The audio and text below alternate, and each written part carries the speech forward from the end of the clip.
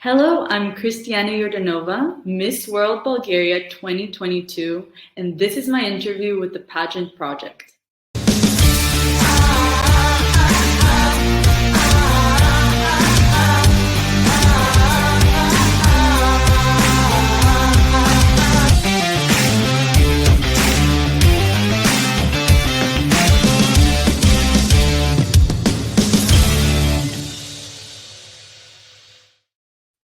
Hello, everyone. It's Adrian from the Pageant Project with you. My special guest for tonight, at least it's tonight for me. I don't know what time it is for Kristiyana, but my special guest is Kristiyana Yordanova, who is Miss World Bulgaria 2022. Kristiyana, welcome to the show. Thank you so much for having me. I cannot wait for this interview. It's a pleasure. I think it goes without saying that you are the first Bulgarian queen whom I have interviewed, so I'm excited to talk about that. But the first question I wanted to ask is, so from my understanding, from reading your bio, you graduated from the University of BC, British Columbia, which is in Canada, but now you're in Bulgaria, and obviously you're representing Bulgaria. So I just need to know, so you must have moved around the world a fair bit, right? Oh, yes, for sure. Yeah, so I actually was born here in Varna. And when I was just 7 years old, I immigrated to Canada in Vancouver. And that was quite the transition for me. But I always held Bulgaria really close to my heart. My principles, my values are very aligned with my family here and everything. And I used to come back every single summer to visit my grandma since we had such a special connection, actually. And I always wanted to come back, and this was my one chance really to start living here and see what life is truly like in Bulgaria. I don't know anything about Bulgaria. The only thing I really know is I follow a lot of tennis, and at one stage there were three female Bulgarian tennis players, all three of them sisters, the Mileva sisters. That's all I know about Bulgaria. So I want to ask, obviously, so you've moved back from Canada, back to Bulgaria. Describe Bulgaria for me, given that I'm from Australia, most of the audience will be from probably Canada, Australia, or America. Or the UK, can you describe what makes Bulgaria Bulgaria? Sure. So Bulgaria is a very traditional country. I think that's what makes everything so beautiful for me here. We have the mountains, we have nature, just like in Canada, since I grew up in Vancouver for a lot of my life. And what makes us unique is we actually live on a very spiritual land. So we believe, a lot of us are Christians, a lot of us have these kinds of family principles and traditions.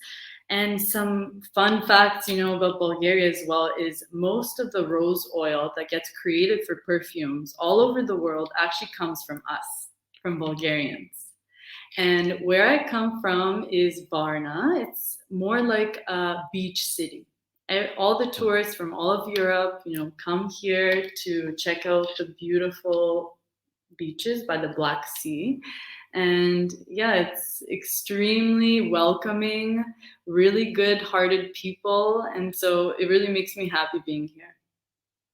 Would it be fair then to describe it as, I don't want to say old-fashioned, but let's say more traditional? I mean, you mentioned Christian, so Christianity, more family values. Is it more traditional in that sense? I would say so, but things are definitely changing with time, especially in the capital. I move around actually from Varna, where I'm from, and Sofia, which is the capital. There, things are exactly like any European city, and it's constantly developing, constantly lively. So it's, quite a bit of a difference from Varna to the capital. Which one is more to your tastes? The modern, fast-paced Sofia, or more what it sounds like, the laid-back Varna? Which one is more you? The thing is I'm a very dynamic person. I'm constantly changing. And so I really like to travel back and forth because I value both quite a lot. And I think I'm that kind of person who does need a little bit of a break sometimes to Hmm. enjoy my life. But also, I do like the fast paced city. That's fair Yeah. enough. So a little bit of Yeah, both goes a long way. for sure. What led you to move to Canada in the first place? Was it study? Was it just for family? So it was more so my parents' decision since I was only Hmm. 7 years old. It was definitely for opportunities. My Right. parents wanted me to have a better education, better opportunities worldwide because once you graduate from Vancouver, your education is relevant everywhere, and that was Sure. very important to my family. And one thing that Vancouver gave me for sure is I was a lot more open-minded because Canada, Vancouver especially, is so multicultural. And Bulgaria, I would say at the time where I moved, wasn't so much. Mm. So, yeah, it made me very open minded to different people, different religions, different cultures. And that was something very unique for me when I was younger. So you moved over to Canada when you were 7, When I was 7 years old, yes. and now you've just moved back after what, about 15 to 20 years? I don't want to 18. guess. 18 years. 18 years. Yeah. Okay. So I'm just curious to know, because you already Hmm. described Bulgaria as being quite traditional. Yes. In those 18 years, I mean, you said that you've been back multiple times. Yeah. Has Bulgaria changed a lot? Because the pace of change in the world is getting faster and Mhm. faster and faster. Oh, And I'm absolutely. fascinated to see, like, a more old-fashioned country like Bulgaria. Has the Hmm. change there been as quick as it has been in a country like Canada? Has the change been faster? Has the change been slower? Or does it kind of depend on which city you're talking about? Yeah, once again, it does depend on the city. Like I said, Sofia, the capital, is developing very quickly at such a speed, I'm surprised actually. Right. Varna is still incorporating some things into their culture, like more technology based things. However, for sure, I'm noticing that the transitions in Varna are a little bit slower. But the Mhm. capital where I'm from, everything is almost at the same pace as Canada, I would say, actually. So, Right. Okay. yeah, What's yeah. the population of Bulgaria? How big a country is it? So, where I'm from, Varna is close to 1 million. And we're actually struggling with a demographic problem currently. There's actually a foundation called Bulgaria Wants You. And we're trying to get Bulgarians from all over the world to come back with their knowledge, with their education, and put all of our minds together and create Mm. something great here for Bulgaria. Is that part of what drew you back? Absolutely. I'm for change and for development all the time, and I hope I can make an impact. 100%. So that Yeah. that initiative that you mentioned, is that Yes. because a lot of the young people, such as yourself, moved overseas for education, and then they seem to stay there rather than coming back to Bulgaria and helping Bulgaria Exactly. develop? Right. Exactly. Yes. And so they're having lectures all over the world, some in London, some in Berlin. They're even actually thinking about coming to Canada too, because there's quite a big population of Bulgarians in Vancouver Right. too. So we're trying to educate those people and tell them why Bulgaria will give them the same opportunities Mm. and, same development for Bulgaria. Yeah. Are they looking for people with particular expertise? Like, is it more the science field, the tech field, or is it just people from all walks of life?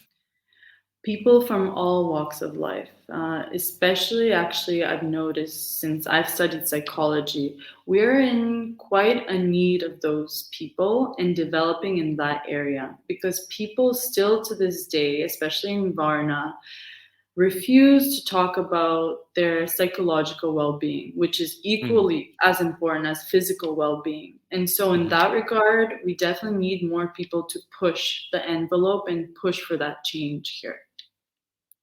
So does that mean that, I mean, in Canada and in pageantry in general, at least in the Western Mhm. world, we talk Mhm. about mental health all the time. We So do. in Bulgaria, is that a discussion that hasn't really come around yet? It definitely is starting, and I can tell that a lot of more people are looking internally at their traumas, at their childhoods, and so forth. But we definitely need it as a collective decision and not just a few people. But Yeah. it's the conversation is definitely starting. I'm noticing that in Sofia, like I said, the capital, it's a lot more developed. There's a lot more psychological services. There's a lot more support, a lot more foundations there. Here in Varna, it's just starting, but it's a domino effect. I've Yeah. noticed, quite a lot of people interested in that topic. What has it been like for you moving back to Bulgaria after being overseas for such a long time? It surprises most people, but I feel like I'm home. I Yeah. feel like a sense of belonging. I know that I spent 18 years in Vancouver, but I just feel fully like myself here. I'm accepted for what I am. I'm appreciated, of my services, about speaking about psychology. I've gotten a lot of positive feedback, so it's a great opportunity for me to be more involved in the community. And I'm so Mm. grateful I'm here, honestly. Yeah. I mean, you graduated, just looking at your bio, so psychology and neuroscience, which I think I don't. I guess first question, I studied quite a lot of psychology and Yeah. informally neuroscience. So Yeah. for you, in your mind, are those, they're not the same thing, but they're quite intertwined, right? Where's the difference Absolutely. between psychology, which I guess is the study of how the mind works, and Hmm. neuroscience? Is it looking at it more like how the brain works? Exactly. Exactly. And with my degree, though, I did take only a few courses. So it's like a minor in Sure. neuroscience. But basically, the difference is psychology looks at holistic health. It looks at Hmm. our physical well being. It looks even at spirituality. It looks at childhood traumas, kind of the whole picture.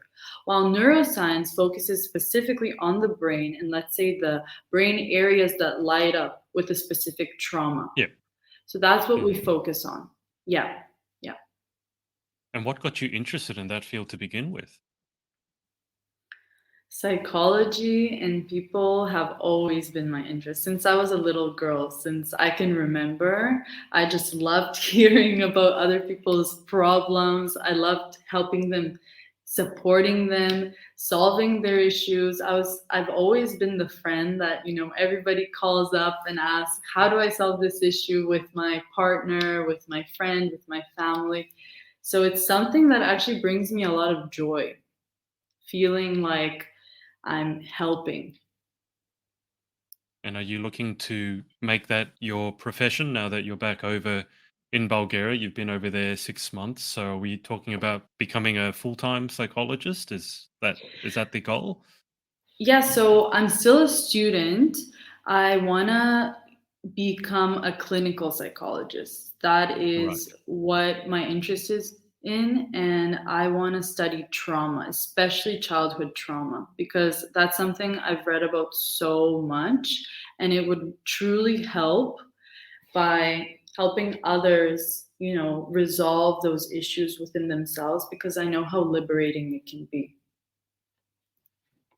Are Mhm. you similar to myself in, I mean, you obviously have studied a lot of psychology, and Yeah. I can't help but see how it applies to Mhm. every area. Even if you take It pageantry, does. which we'll get to in a second, I Mhm. always tell my clients and my friends that psychology, like pageantry, is 80% psychology because a lot of it's in the Mhm. mind. It's not just about what you do, it's about what's going on Absolutely. up in here. So, do you have Mhm. that similar sort of situation as myself, as where you look at everything that's going on and you're kind of Yes, analyzing why they're doing all the time. That's a bad habit at this point. Everybody always asks me once I study psychology, they say, "Oh, are you psychoanalyzing me?" That's always the question. But yes, I think psychology is so important for every area of life. And I cannot say that enough, not only in business, but also, especially in pageantry. Because while there's so much preparation always going on, and it's a holistic preparation yet again, I think that preparing your mind is number Mm, one because there is so much pressure, and I've never been in a international level of pageant for 1 month. Miss World will be 1 month. So that is a lot of mental preparation that needs to go on. You need to always be at your best. You always need to be calm, composed, and having that type of way of communicating all the time, you need to practice that. That's the thing. do you find yourself ever psychoanalyzing your competitors? I mean, you must at least at Um, some level. You're just talking to them, and it must just begin to tick in the back of your head, right? um, I actually haven't had the chance to get very close with anyone yet, and I think I probably will psychoanalyze a little bit. Once I'm at Miss World, I can't lie about that. But I'm just excited. I haven't really looked into too many of the contestants. I'm really just excited to go there and meet them in person because I think social media portrays something else. And I always prefer to see them in real life and communicate with them one on one and see what they're truly like. Yeah, 100%. Now, you Yeah, are on that subject going to be representing Bulgaria at the Miss World International I event am. in Yes. India. In what Yes. are we? Probably about 4 months, 3 months, 4 months. I'm sure you know better 3 months. than Yeah. me. 3 months, right? Yeah. Yeah. So, how is all the preparation going? It's going great. Initially, for me, it was quite stressful, to be honest, because there's so many things that encompass the preparation. You need walking, you need diet, you need fitness, also my foundation, psychological services, and of course, the most important is the beauty with the purpose. So, helping society in some fundamental way, I think I've been putting a lot of no pressure, but yeah, maybe a little bit of pressure Mhm. in that regard, because I think overall that's the most important for me to get my message across as who I am, what I stand for, and what I want to change. So yeah, I'm enjoying the process now though because it's 3 months is not a lot, and Yeah. I feel confident now in myself because I did Miss World Vancouver, I did Miss World Canada, which actually provided a lot of information for me because I've never done pageants before. I never looked into it at all. So I feel prepared to some extent, but you can Mhm. always do more. So yeah. Yeah. What got you interested in pageantry to begin with? It was a complete accident. I never dreamt about it. I never dreamt of being, a queen or Miss Mhm. World. But I had a friend actually that pushed me into this area and he said, "Why don't you just try it?" And I said, "Okay, I've done modeling before. I enjoyed Mhm. it, but it wasn't for me fully modeling." Yeah. So I had no idea what to expect. I didn't even do research before it. And it was a 2-day pageant. Miss Vancouver was my first one. I don't even know how to pose properly in front of a camera. Even though I did modeling for a while, I was still kind of just not confident in myself, not confident in my own body. There was a lot of dancing, public speaking, which Mhm. frightened me to a new extent. Standing in Right. front of even 20 people in a room before was scary to me. Like I would be shaking. You could tell in my voice. And yeah, and now I feel like I transformed a lot because of pageantry. So I'm thankful for pageants because of this. What was the scarier part for you, the dancing or the public speaking? Oh, the public speaking for sure. Really? Public speaking, yes. Because I always enjoyed writing. I love writing my Yeah. emotions, but it was a huge issue for me before to be speaking with the same eloquence as I write. Mm, So that was something that I was always afraid of, like, what will I say? Will I say the right thing? Will I mess up? Which I know a lot of us constantly think about, yeah. before going on stage. So that was definitely the scariest part for me. Right. I do want Yeah. to talk about your book in a Yeah. sec because you've Sure, published it. sure, of I'm a course. published author. But the first one I want to Mhm. ask you, going back to the psychology side of it, Yeah. I'm sure you are aware of this. There are a lot of people who are terrified of public speaking. No, In fact, absolutely. the cliche is that it's the number one fear, and that it's I more was gonna people are say, more yeah. afraid of that than death, right? Yeah, literally. I can't resonate with that. I've always enjoyed public speaking. So Really? Wow. what I want to ask you is, if you had to analyze yourself, or Mhm, if it makes it easier, pretend someone comes to you and they have a fear of public speaking, they want to enter a mhm, pageant, and they come mhm, to you for help in your role as a psychologist or someone who knows mhm. the mind. Yeah, What advice would you give someone, or give yourself, as someone yeah, who has struggled with public yeah. speaking? Like, why is that a struggle? So the struggle is you're afraid of what people will think. And that's not just in public speaking, that's in every area where you're with people. So most people are always insecure about what they're going to say. Will it be good enough? How will these people judge me? So that's the Mm, fear. And ultimately, I think within us, even if it's just 2%, we all have that. yeah. But it's all about stepping out of your comfort zone. And I know that's a cliche and we hear that all the time, but truly, now I think of fear as something positive. And that's what you have to do within your mind. You have to say, okay, I feel anxious, I feel Hmm. nervous. That's a good thing because you are going to step out of your comfort zone and you're going to do something unknown. So now when I do that and when I have that feeling, instead of my mind and my body, taking over, I have control over it. And every single time I've done it and I've stepped out of my comfort zone, I feel so elated.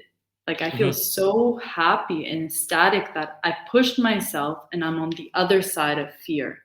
Yeah. So that's all I have to say. You just keep going and you push yourself every single time. For some people, the fear will never go away. Even me, like I still get nervous every single time, but once I'm past that, I feel great. So, yeah. It's fascinating to me what terrifies different people, right? I don't know if you've ever Right. looked at it as a psychologist. Some people are terrified of public speaking. Other Yeah. people are terrified of jumping out of a plane. Other Yeah. people have social anxiety or whatever it is. And yet, for Yeah. example, public speaking, I love it. And it Yeah. terrified you. Doesn't seem It like did. it does that any longer. But Yeah. is there found any reason in particular why some people, for example, with pageantry, you need to love being on stage. That would Yeah. terrify me. So why is it that some Mhm. people are terrified of public speaking, other people are terrified of being on stage, other people are Yeah. terrified of, dancing? And then it's Mhm. funny because you said that you worried that you wouldn't be able to express your thoughts as clearly in words as you could in written language, yet many people I know are terrified of publishing a book. So Yeah, exactly. what is it do you think, and is this why you're interested in childhood trauma? I don't know why, but are those patterns set very early on? Oh, absolutely. Yeah. The most important years, and I think everybody says this is from 1 to 7. Those are the habits that are being created for the rest of your life. So I think that every single fear manifests from something that you might have gone through in your early childhood traumas. And that fear is towards whatever. It could be from planes, it could be from public speaking, Mhm. like we talked about. It doesn't matter. It's the manifestation of that trauma that goes into that fear. That's how I see it, at least. Right. And Mhm. do you think it's necessary to find out what that trauma is before you can heal from it and move past it? In my opinion, yes. You need to be aware. Awareness Hmm. is always the first step, but I'm not talking about going in depth in Yeah, all your problems because that will take a lot of time and yeah, it's just unnecessary to dig extremely deep and get to those exactly. emotions. But I do think that it's absolutely necessary to know the problems at the Mm. core. So what triggers this? Why am I angry right now? What triggered that? You know, your reactions are always symbols of your trauma. So you need to look into that 100%. Yeah. I think that, yeah, I agree with you on that one. I think it's Mm-hmm. important to have an awareness of what's causing the problem, but going into it for hours and hours may not necessarily be productive. But as long as you have that Exactly. awareness, then hopefully you can move Exactly. towards the next step. Tell me about your book. So you've recently published your first. It's a poetry book, Yes. and it's called Forbidden Words. Um, Yes. I'm a published author. I can't Amazing. write poetry to save my life. If I'm quite Oh honest with no. you, I hated poetry growing up in school. Really? That's Yeah, because I also hated art in general. Like I was a very logically minded person. So that's you give me why. a maths problem, that's Yeah. fine. You'll But if you solve tell me to it. stand in front of a piece of art and analyze, like what was the artist thinking? I'm like, I don't know. Mm. And when you're 8 years old, you don't care. So tell me Yeah. more about the book and Okay. why poetry versus, Wow, let's say, poetry. prose. Interesting question. Okay. So basically, I was writing since I was 16 years old, let's say 15, 16. That was my form of therapy. That Mm, is where I got all the emotions on a page. I didn't have judgment from anybody. I could write whatever I liked. But the thing about poetry is it has a very strong aspect of visualization, which I think is really important. And while you can be very grounded when you tell a story, I think it's so beautiful to create an art piece from words. That's kind of how I see poetry. And so I wrote about my issues, but in a way where it's a hidden meaning mhm, and it's not outright telling you what the issue is, but you can see it within your mind and you can create the problem. And it's really interesting. And that's why I always went to poetry. And I shared it with a few friends, family members, and they always told me, publish this book. I think it will mm, be great. It will be amazing. You'll get a lot of positive feedback. But I was always afraid of that. And then when I was, yeah, last year, I decided that it was time because I think I developed so much as a person and I became really confident within my poetry because I found myself there. That's my safe place. And I thought if I showcase what I've been through, some raw, authentic emotions, and why is it called Forbidden Words? Is yeah, because a lot of people refuse to talk about these subjects in the way that I did. I go through everything. I go through the toxicity of relationships, what it is to fall in love with someone like this. It's beautiful. And I mm, showcase that the initial love bombing stage, everything is high on emotions. Then I go through the turmoil, the fighting, the negative emotions, and how low you feel. And then I go through once the woman finds the power to walk away from a relationship and love like that and find love within herself. So I try to encompass the whole process of toxic relationships, but instead of outright telling you how it is, I do it in a very artistic way, which I think is different. Yeah. it, it's very, very different. Um, Yeah. I'm fascinated to hear about your writing Mhm. process because for me, when I sit, depending on what sort of book I'm writing, but normally Yes. I will have a loose structure in mind, maybe the chapter headings. Hmm. And then I will go, let's say, to a cafe, get away from the normal place, and get a coffee Yeah, in with my laptop and just write a absolutely. chapter.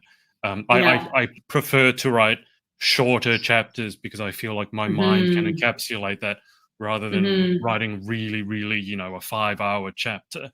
But Yeah. poetry, I feel like when I've interviewed songwriters in the past, my first question Yeah. always to them is, do you write the words first or do you get the tune first? And, they're split Mm. 50-50 on that. Some of them say they have tunes that come into their head in the middle of the night and they have to pick up their phone and hum it into their phone before it escapes. Yeah. Some of them say, absolutely, I write the words first.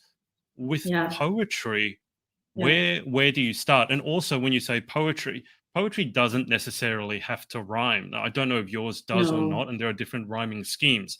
But Hmm. I guess, can we just start with poetry? How would you define poetry? Because I don't write poetry, but when we're taught in school, you always thought, oh, poetry, it rhymes, right? But that's not what poetry is it? I think you No. described it as it's like art form with words. That's what I see it as. It's even the thing with poetry is you have so much freedom. There's no Mm, definition. Everybody can have their own form of poetry. Mine is not the rhyming type. right. Mine is even the placement of the words on a page make it artistic.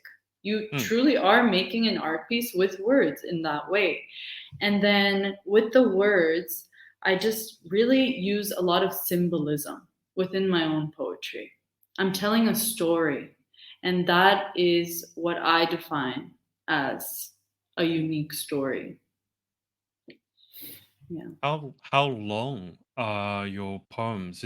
Is Forbidden Words one long poem? Is it several shorter No. poems? It's several short poems. They're three phases. So it's Hmm. the love, it's the fighting and the toxicity, and then it's the transformation. And each part of my book has around, let's say, 8 short poems. That's how I did it. And you asked me a really good question in regards to how does poetry work? Like, how does it begin? What's the process? And for me, I base it off of my emotions and my experiences in life. But there have been many moments where I'm in the middle of the night, it's 2, 3 a.m., and maybe I have a dream or something that inspires me, and then I Mm. need to write about that. I just get a pen and paper, I always have it by my bedside, and I write freely. And then I change it in the morning. Doesn't that annoy you when you have all your great ideas when you'd really rather be sleeping? I mean, I've had Yeah, that one happen isn't multiple that times. awful? But I don't know if this applies to you, but the two classic moments when good ideas always seem to strike, one is when you're driving. Yeah. You can't pull. You have to Oh, pull over yeah, to. I've actually done that. I've sometimes pulled over to the side of the road to jot the idea yeah. down. And then the other time is when you're in the shower, and Oh, that the got to shower me. for sure. It, that You're got to be right. so bad for me. I started taking. Someone thought this was very funny. I said it before. I took whiteboard markers. I started taking Oh whiteboard my markers into the goodness. shower because if That's I a good had an idea, I idea. could just write it down on the glass and then wipe it off afterwards. Wow. But does that when does inspiration strike you? You've already said like 2 or 3 a.m., which is already inconvenient. But is that It's the always main time, or inconvenient. do you have It's other always moments when inspiration likes to strike? for it's the same as you in the shower and when I'm sleeping. That's it. There's no other time. That's it. Yeah. Of course, my life is filled with so many beautiful moments, and that's also always inspiration for me. People that have influenced me, for example, people that have touched my heart, that's always inspirations. My communication with someone says something really beautiful, I write it down.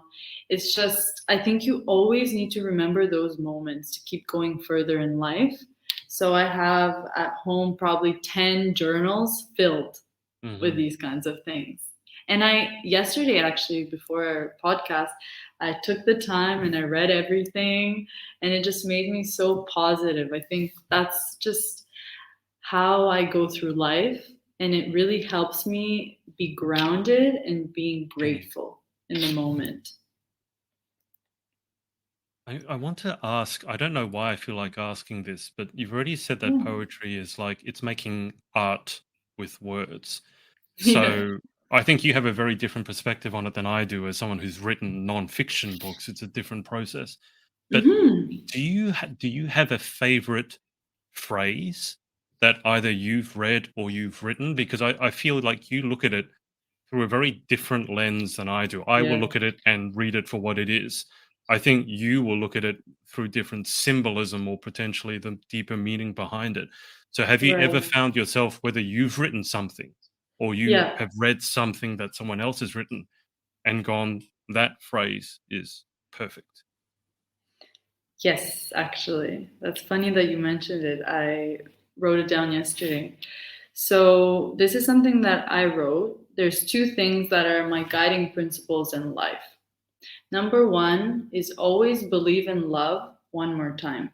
I always tell that to myself, and that's not in regards to relationships, that's in regards to everything in life. And the Mm. second one is I believe that we're all unique masterpieces in the stories that we tell. Make yours worth telling. I wrote that yesterday, and I think that is so important, and that's what makes us different in our experiences, in our communication with others, in what happens in our lives. So we need to write that down. We need to express that. I think that's the most important thing we have in life. Where can we get your book?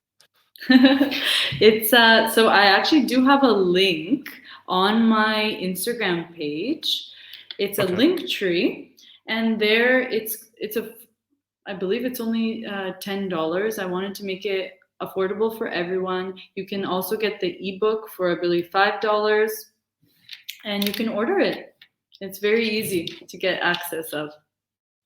When did you publish it? I mean, you said that you've just recently Sorry, published it. one So, sec.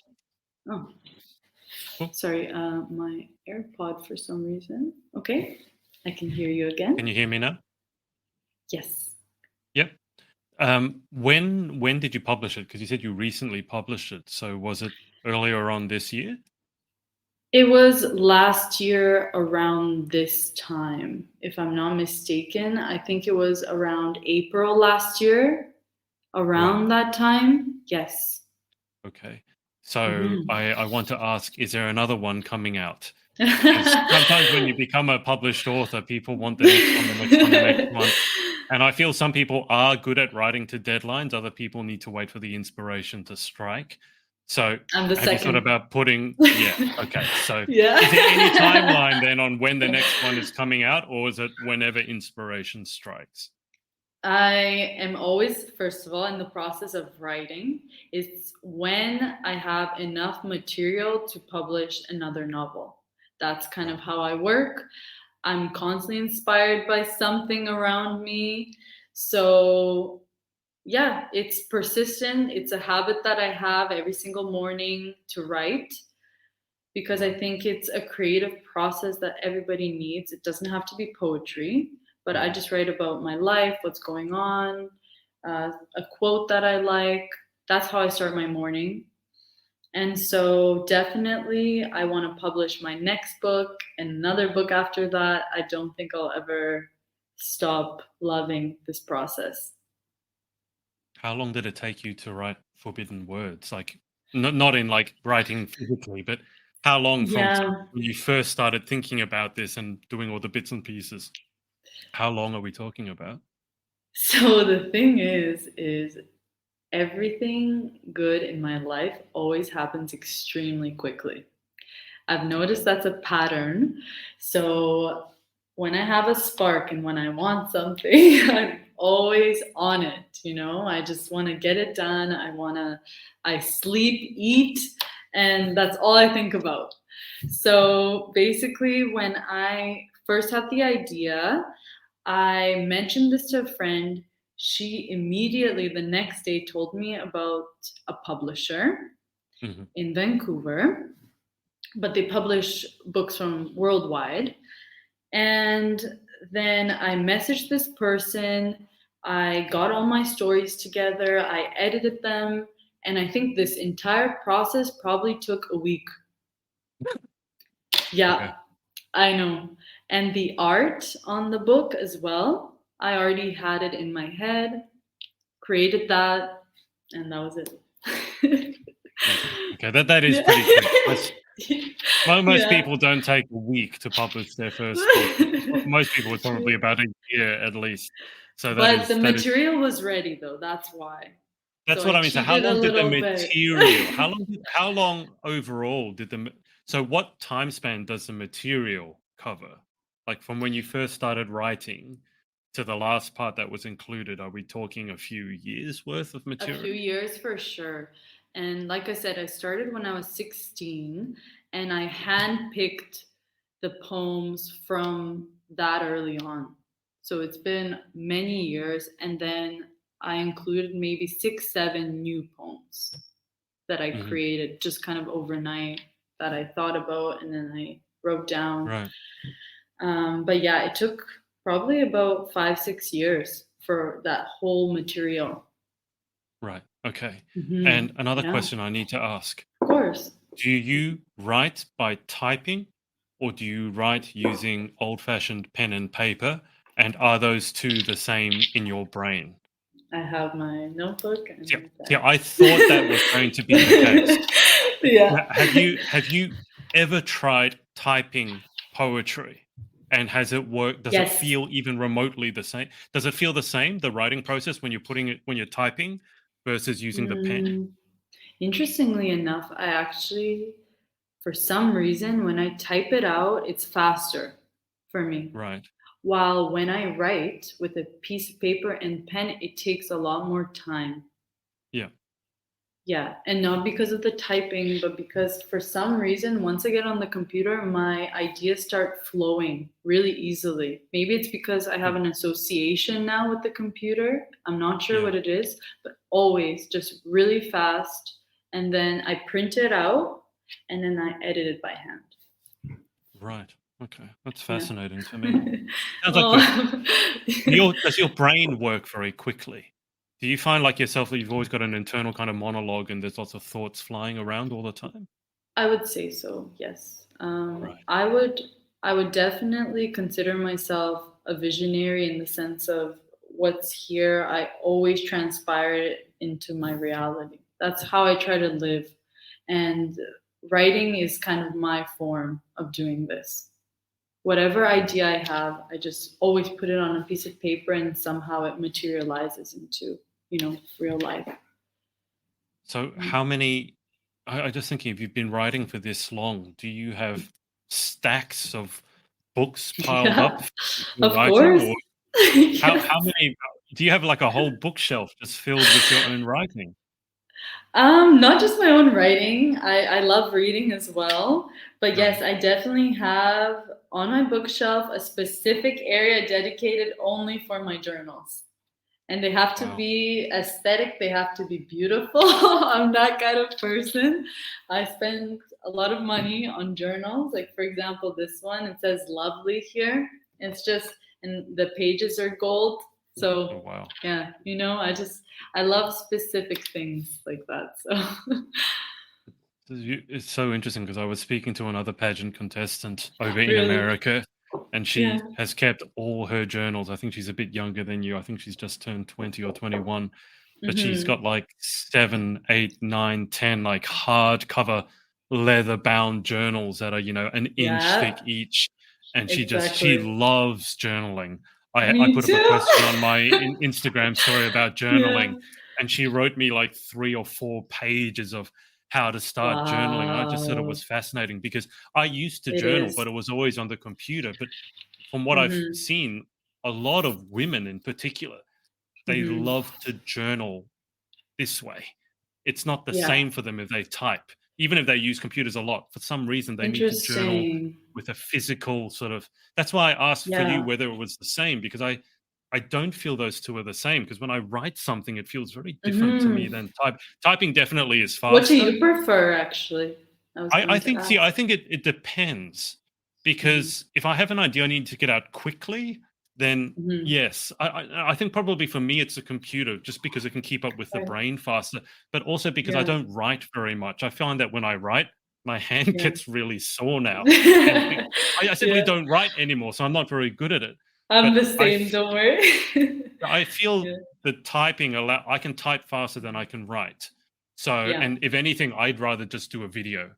See, if I was gonna Mhm. do anything, I would do a video journal, because I much rather Interesting. prefer speaking rather than Oh, having to type. So wow. I would go a third option.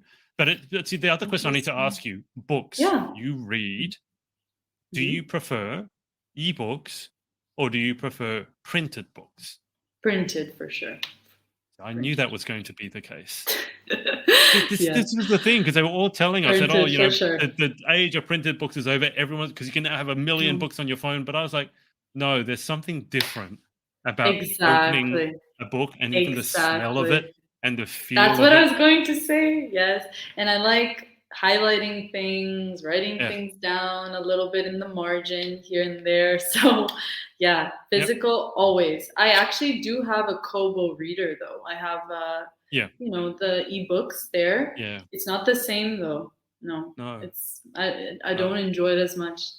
Truly. I tend to, the books that I have to read, but I don't really want to, I'll get as an ebook.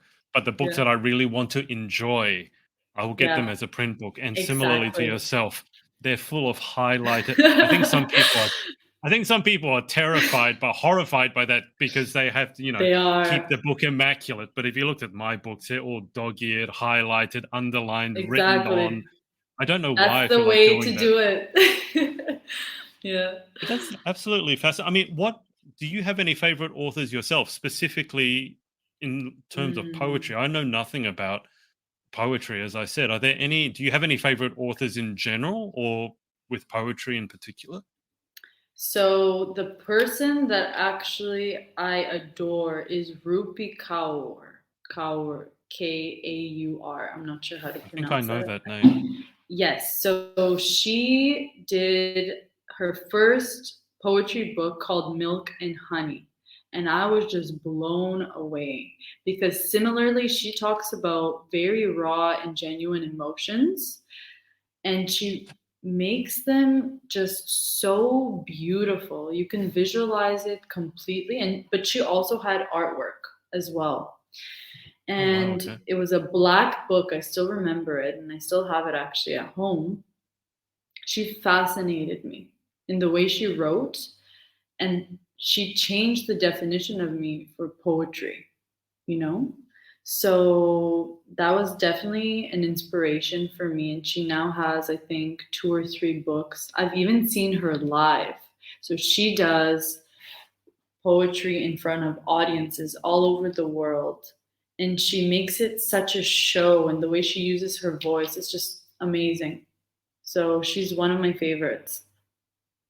How does a poetry show go? I've never heard about a poetry show. When you say live, Yeah, what does yeah. that mean? She's reading in front of She's you, or is reading. she Exactly. She's right? sorry, my AirPod for some reason. Yep. So she reads in front of you and she uses this tone. It almost sounds like a song. So Right. beautiful. Yeah. It's And all I of this never heard of is that before. Yeah. It's just all so foreign to me, because, as I said, I don't think of myself as a very artistic person, but I think as I get older, I'm becoming more interested in things like art and poetry Yeah. and Oh, things that's like that. great. Good Yeah. direction. Yeah. Well, we'll see. We'll see. I have a very analytical brain, so my brain always tends to go that way. But I think as you Of get older, course. it's like what you said about comfort zones. I think you want to try something a bit new, just to see what you've Mhm. been missing out on all these years. Absolutely. But just to bring it back to Mhm. pageantry for a Yeah. second, does Mhm. Bulgaria have any history with pageantry? And I ask this Yeah. because I interviewed Miss World Gibraltar, so Faith Torres. You'll be meeting her in India. And Mhm. Gibraltar is a tiny country. It's like 2.6 square miles, 32,000 people. That's it. And Yeah. yet Gibraltar won Miss World about 15 years ago. So does Mhm. Bulgaria have any pageantry history? Yeah, so they've been sending girls quite often to both Miss World and Miss Universe. So yeah, we've had, I believe there's one girl called Evgenia Kalkanchieva. She was in the top 20 at Miss World. Right. So we've never placed higher than that. However, yeah, there's always girls that have an interest. They have our support here from Bulgaria. So it's something that's quite fascinating to people here in Bulgaria as well. And they give us a chance to really advocate for our causes, to speak on it, and so on. Yeah. What is it that you want to take to the international stage in India in terms of representing Bulgaria, representing your people, representing culture?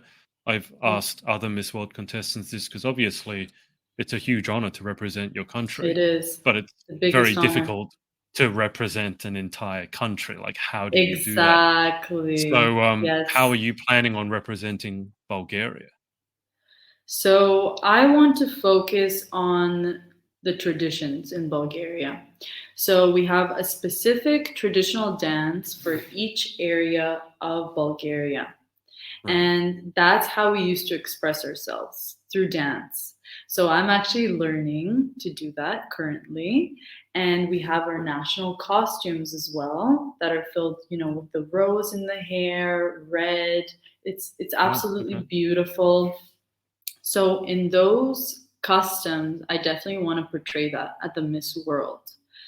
And unfortunately, also, here in Bulgaria, because my foundation is based on women who have been in toxic relationships, physically abusive relationships, emotionally abusive relationships, there's actually a lot of that here. And there was actually a protest recently because there have been a lot of cases of this. And so I want to bring that to Miss World in the form of how I can help Bulgaria develop with this and how I can lecture young children and women on this because I feel like they have such limited knowledge. And at this Mm, point, it's something we even accept, which is so unfortunate to say in our culture.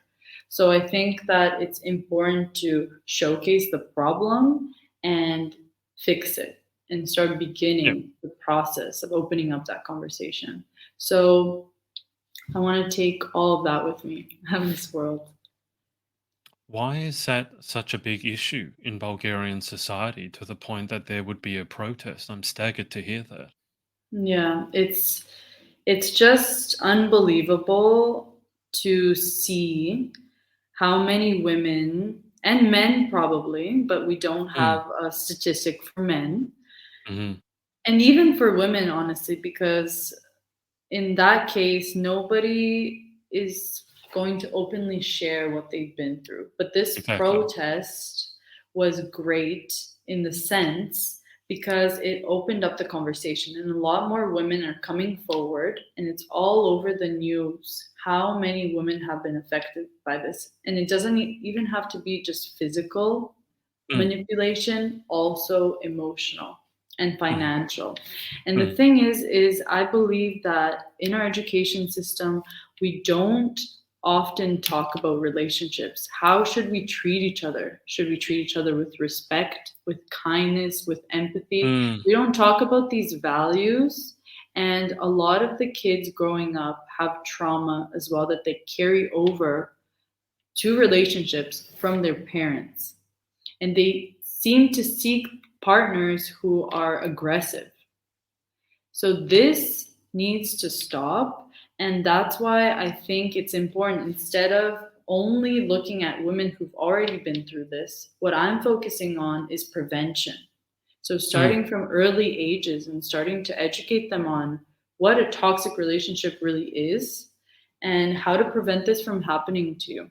Because this can affect so many areas of your life, and it's actually detrimental to your well being. And it's very difficult to walk away. Yeah. I think the big thing with that as well is it can be potentially across generations. I think, as you pointed out, we Mhm. very often live out the same patterns as our parents. So if your parents had Exactly. an abusive relationship, you learn that that's what a relationship be like. So then you live that. Then Exactly. your children see that, their children see that, and then you have this cycle. I mean, it sounds cliche, but it's very true in this case. This cycle of Mhm. ongoing toxicity or violence or manipulation. And Yeah. if you can stop it at one point, it's not just that one person who benefits, it's all the people who Mhm. come after. Um, Yes, but I mean, exactly. it's sad to hear that's the case. But I mean, I would say that if you have statistics, I'm sure the statistics would be underrepresented because Absolutely. it's not like everyone who's in a bad relationship goes, "Yeah, I'm in a bad relationship. Pick me, pick me." Yeah. We don't want to talk about it Exactly. because it's almost a Exactly. source of embarrassment. Of So, course it is. It's a place of shame, 100%, mm, because you always ask yourself, how could I be the one to be yeah, in this situation? You don't even realize how bad it is until the very end.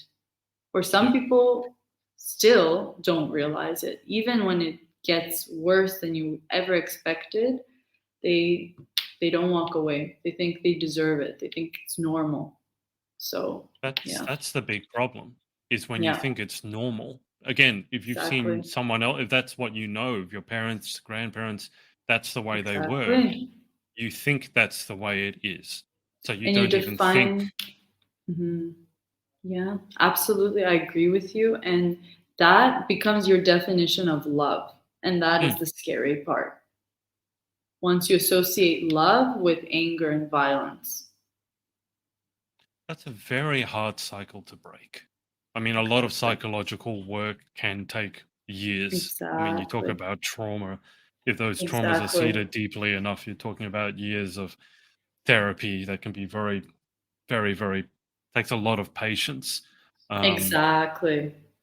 Yep. but, but yeah, it's I mean, look, I'm staggered to hear there was a protest. I think that's the first time I've heard about a protest for that reason. I've heard Yeah. about protests in other countries where women have been murdered for dressing in a certain way, but this is the first time I've heard about a protest because of relationship toxicity. Is Do you think the protest is going to make a difference? Is Was it aimed more at men, at women, at just creating awareness? Is there a foundation that they want? So What was the purpose? Like, what were they aiming at? What was the goal for the protest? so I could tell you the story because it's absolutely terrifying. Mm, So what happened was there was an 18-year-old girl. Her name was Deborah. And she was abused so badly by her partner, which I believe he was around 26, but mhm. don't quote me on that, I'm not Yeah, sure. yeah. And she had 400 stitches. This is an 18-year-old girl all over her body. 400. 400. And it is not just physically, you have ruined this girl for life because Mm, of her mental well-being. She'll never be able to look at another man and feel safe within his mm, presence. And so there was a huge uproar from every single city in Bulgaria against this. And once this case was out in the air, many women all over the country began telling their stories, what they've mm. been through. And I think the goal of this protest is to finally begin making changes to protect these women.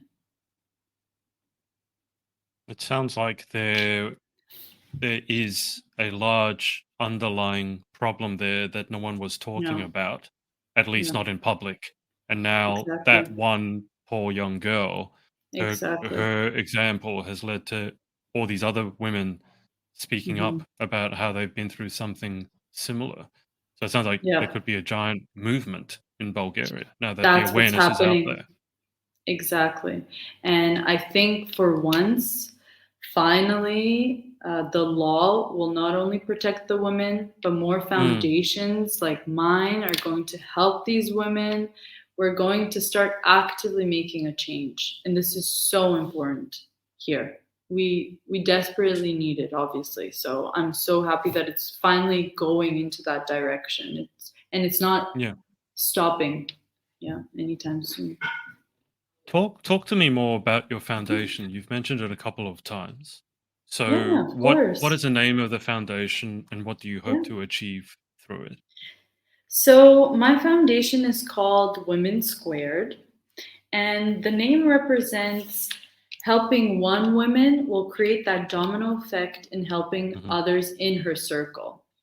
So that's how I believe stories are shared, and same with lessons that they learn. And what I do is I do right now 3 different seminars specifically for both women and children, and they're separate depending on the age group. For women, I tell them basically the power of walking away, which is Hmm. extremely important. How to finally gain that confidence to say, this is enough.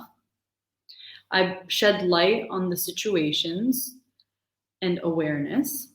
I help with confidence. I also help with, emotional manipulation and the red flags that you can see from early on that Mm. kind of develop into this toxicity and, God forbid, goes to physical. But it does, unfortunately, when people don't see the red flags early on.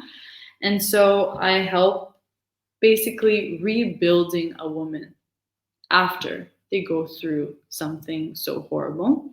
And Mm. then, as I said earlier, with children, I do more so of a prevention. And instead of saying toxic relationships with them, I teach them what positive relationships look like. What do Mm. healthy boundaries look like, which is something that they have to practice. Are there, I mean, what you're doing is amazing. I'm just Thank you. curious from the other side of it. Are there Mhm. any resources aimed at teaching men what is acceptable and not That's a great acceptable in a question. relationship? So far, both in Canada and both in Bulgaria, I would say there isn't much information in regards to that.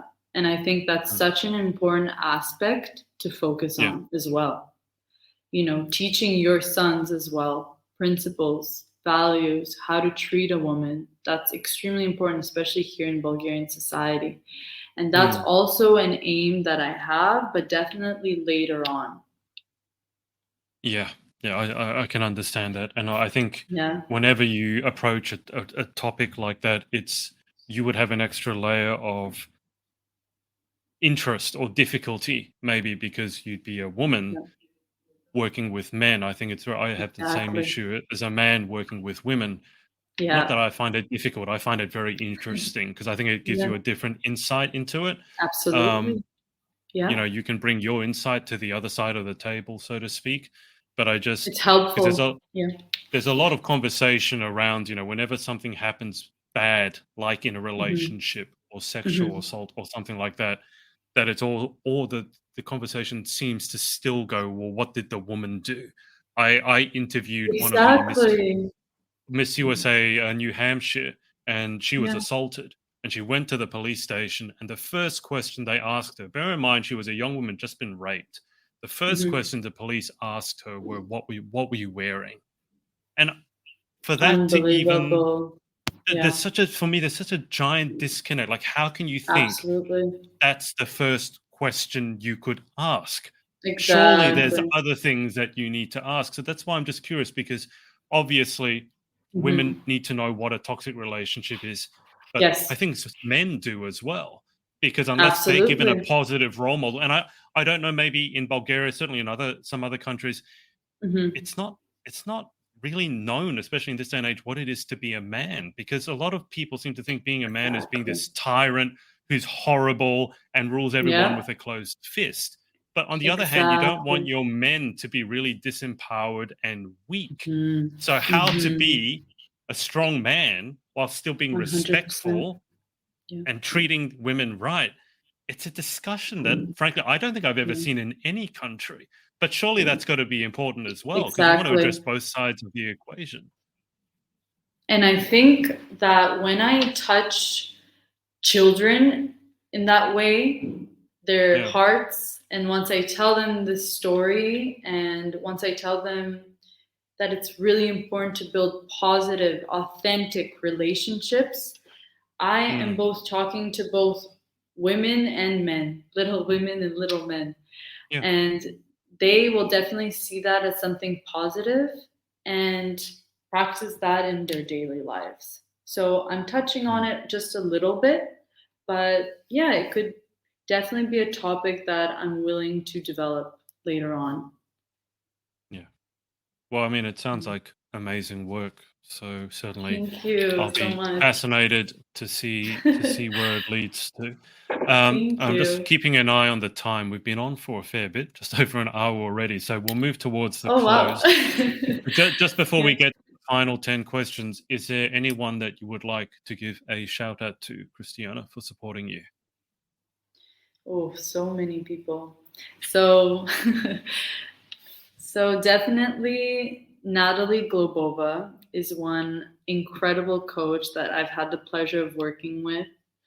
Kiki, he's my runway coach. He has helped me use my feminine energy in my walk. Also, I want to thank my family, my mom, my grandma for always being by my side, for supporting me. And there's so many people here in Bulgaria, unnamed, that have constantly been there for me. And there's one more person called Nelly Anastasova. She is my designer, and she will actually be helping me prepare for Miss World with all my beautiful dresses, clothing. And I'm just so excited to be working with her. She took me under her wing. Mhm. And, I've only been here 6 months. And because of all these people, I'm finally developing as an individual in society here in Bulgaria. So I'm just so happy and grateful for that. I completely forgot to ask, what is the native Yeah. language in Bulgaria?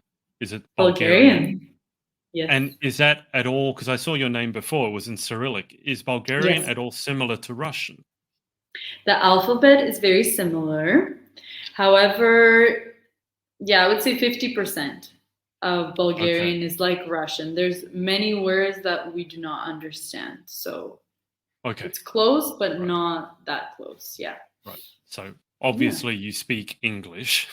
You Yes. speak you speak Bulgarian. Bulgarian? Okay. Are Yes. there any other languages in there? So I spoke a bit of French in school, I was going to say, yeah. in high school, so I would count that because I do understand it, but speaking is a little bit Yeah. difficult for sure, especially it's like riding a bike. I haven't practiced in many years, but yeah, those are my main two languages. Okay. So two closing in on three languages. That's not bad. Not That's bad, a good start. right? Yeah. All Yeah, right, Christiana, let's get through these final 10 questions and then we'll wrap up. So, number sure. one, what is your favorite word? Inspiration. Number two, what is your least favorite word? Moist. Doesn't matter who I interview, where they are in the world. That one comes up all Really? the time. Yeah, I don't Oh understand. Also, everyone seems to be surprised when I tell them everyone says moist. They thought they were the no. only one who hated the word moist. Yeah. Everyone that I meet seems to hate the word moist, and I still haven't figured out why. But there's some. Absolutely. You should Yeah. analyze this. If you ever have to do a doctoral thesis or something for I'll write that psychology, down right now. analyze why. And Moist. it's women. It's why do women hate the word moist? I don't understand it. It's such I a have no anyway, idea. a bizarre thing. Question three: in life, what gets you excited? What turns you on? Passion. And number four, if that's what turns you on. Number four is what turns you off. Mm, I'll say negative energy. Mhm. What sound or noise do you love? Classical music. Any particular type of classical music? What instrument? I love the piano. Yes. One. I was asking because I was a violinist. I was hoping you were going to say Really? violin. Oh, that Yeah, was but my you said second piano. choice. That's okay. That's all right. Number 6. What sound or noise do you hate? The sound of my alarm in the morning. That's another I have to say quite that. common quite Of common course. answer. Of course. Number 7. If you could have any one superpower, what are you going to pick and why? Being able to travel extremely fast. That's one superpower. And I think it's important because I can go to any culture, have any type of food whenever I like. So definitely the traveling. This is another thing that seems to come up with pageant girls, always talking about food. Every pageant girl I know seems to love food. Yeah, we Yeah. do. Number 8. What job other than your own would you most like to attempt? Hmm. Well, yeah, it's either going to be a psychologist or mm, maybe something to do with singing. Since I sang when I was little, I was in choir, so I would Right. be a singer. That would be my second choice. I have the feeling after interviewing a few of the Miss World contestants, I think there's a few of you. I think you could make a choir. I think you could make a For Miss World sure. choir. I Yeah, think there's we'll a do few of that. you who can sing. There's a few of you who can play instruments. I think we should have like a Miss World choir. See how that goes. I'll ask the Uh, girls today. Start Number it. 9. What job Mhm. would you definitely not like to attempt? There is not. Hmm. It's very hard. I wouldn't want to be working actually in a laboratory, probably. Just because I need that interaction with people. So being like a assistant or working in a laboratory, it's not that I wouldn't do it, but I wouldn't Hmm, enjoy it as much. I need both of those aspects, research and communication. sure. Mhm. Final question. If heaven exists, what would you like to hear God say when you arrive at the pearly gates? Oh, beautiful question. I would like to hear you did it. Yeah. Sounds good to me. Mhm. Well, Christiana, it's been a pleasure. Thank you so much for coming on. Thank you. Thank you so much for this wonderful interview. I really enjoyed speaking with you. First Bulgarian interview. I think it Yes. went fairly well. Great. I'll keep you on the line for just a sec whilst I hang up with the Sure. audience. But thanks to everyone for watching, and we will speak to you next time. Bye bye. Hey, thanks so much for watching. Sorority Access is now open. So if you'd like to join an amazing group of women and learn how to be the most powerful, confident, and impactful queen possible, head to thepageantsorority.com. I'll see you there and see you in the next video.